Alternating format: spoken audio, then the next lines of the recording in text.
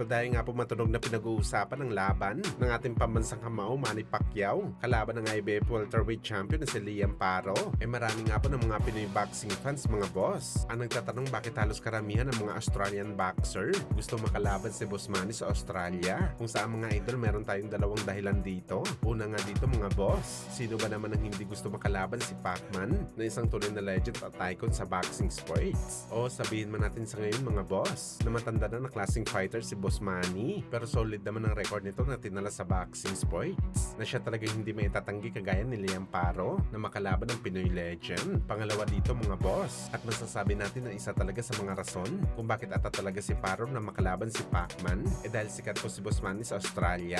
Marami pong mga Pinoy boxing fans ang nakaabang kay Pacman sa Australia. Uling laban ni Pacman kalaban si Jeff Horn mga boss. Tumala si Pacman ng history sa Australia bilang pinakamaraming audience na nanonood ng kanyang boxing event, at malamang mga boss ito ang gusto may experience ni Liam Paro kaya payag talaga ito makalaban si Pacman.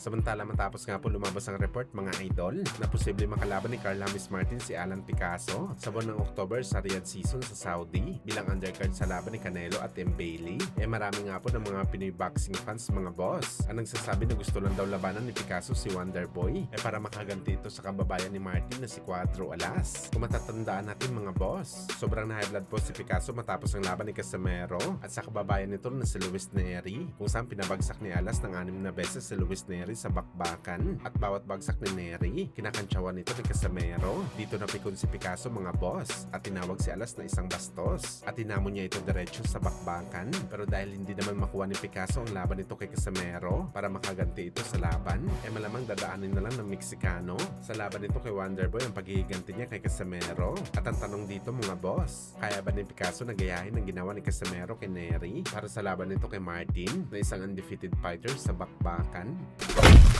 Sa kabilang banda naman mga idol, General Casimero nagsalita na matapos ang pag-angat nito sa WBO rankings, kung saan nakapwesto ito sa pang-4 na spot sa WBO. Ano yung mga idol sa panayam nito sa live ni Kuyang Joseph? Ngayon daw nung nasa rankings na ito, kahit sino daw mga idol ang ipapalaban sa kanya, pupugutan niya daw ng ulo kahit sino daw sa 122 pounds o sa 4 na kampiyon sa featherweight division. Susubukan daw talaga tapyasan nito ni Casimero sa bakbakan. Ready na daw talaga si Cuadro Alas sa kahit anong laban na ibibigay sa kanya ng kanyang promoter.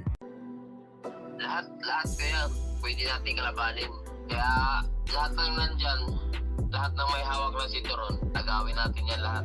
Exactly. Lahat pwede natin kalabanin kahit sino dyan. Kahit si Akma, kahit si Inoue, kahit yung nandyan sa itaas. Picasso, Martin.